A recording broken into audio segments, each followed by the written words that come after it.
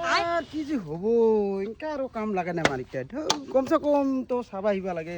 12টা বাজে আৰু কোন ৰাতিপুৱাৰ পৰা কাম কৰিছো বাছ কাটিলো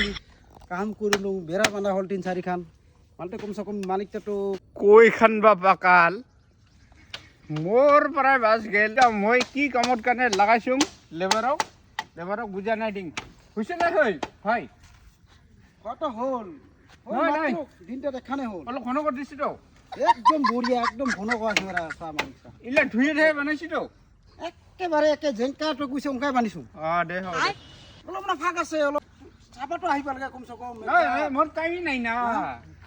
মই ওই যে শুকনা মাছৰ যে অফিচত বহিব লাগে ওই যে মেনেজাৰ কৰিব লাগে ওৰ কাৰণে মোৰ টাইমটা একেবাৰে বান নাখায় আমিতো গম নাপাং না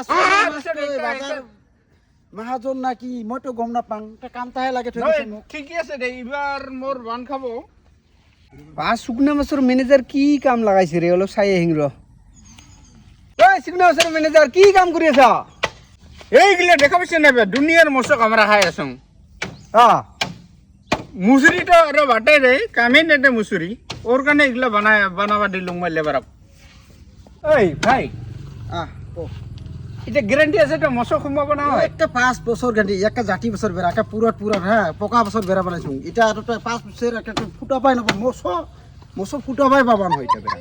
এক গ্যারান্টি আছে একদম গ্যারান্টি আচ্ছা তাহলে জাতি বছর বেড়া না নয় মশক কামরা যদি নাখাম তো কালি মই একটা মশো ফুটা পাই পাবান হয় কালি তো ঘৰত ডাকে নিয়ে না তো মাংস ভাত খুৱাম লাগিলে শামুক দি ভাত খুৱাম হ'ব একদম তো জাতি এটা কাৰণে ফিৰটো আহিবি মোৰ ঘৰত হ'ব ডাঙিলে যাম বাৰিন্দাত